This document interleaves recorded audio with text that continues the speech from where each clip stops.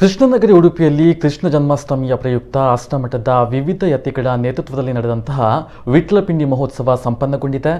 ಕೃಷ್ಣ ಜನ್ಮಾಷ್ಟಮಿಯ ಮರುದಿನ ನಡೆಯುವ ವಿಟ್ಲಪಿಂಡಿ ಮಹೋತ್ಸವದಲ್ಲಿ ಸುವರ್ಣ ರಥದಲ್ಲಿ ಕೃಷ್ಣನ ಮಣ್ಣಿನ ವಿಗ್ರಹವನ್ನು ಇಟ್ಟು ಮೆರವಣಿಗೆ ಮಾಡಲಾಯಿತು. ಮಠದ ರಥಬೀದಿಯಲ್ಲಿ ನಡೆದ ರಥೋತ್ಸವದಲ್ಲಿ ವಿವಿಧ ವೇದ ವಾಕ್ಯ ಘೋಷಣೆಗಳು, ಸಾಂಪ್ರದಾಯಿಕ ಗೊಲ್ಲರು ಗಮನ ಸೆಳೆದರು. ರಥಬೀದಿಯಲ್ಲಿ ಕಟ್ಟಿದ ಮೊಸರಿನ ಕುಡಿಕೆಗಳನ್ನು ಒಡೆಯುವ ಮೂಲಕ ಗೊಲ್ಲರು ಸಂಭ್ರಮಿಸಿದರು.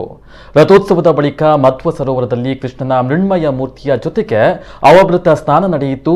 ಪ್ರತಿ ವರ್ಷ ವಿಟ್ಲಪಿಂಡಿ ಸಂಭ್ರಮಕ್ಕೆ ಸಾಕ್ಷಿಯಾಗ್ತಾ ಇದ್ದ ಲಕ್ಷಾಂತರ ಭಕ್ತರಿಗೆ ಕೋವಿಡ್ ನಿಯಮಾವಳಿಯ ಕಾರಣದಿಂದ ಈ ಬಾರಿಯ ವಿಟ್ಲಪಿಂಡಿ ಮಹೋತ್ಸವದಲ್ಲಿ ಭಾಗಿಯಾಗಲು ಅವಕಾಶವಿರಲಿಲ್ಲ.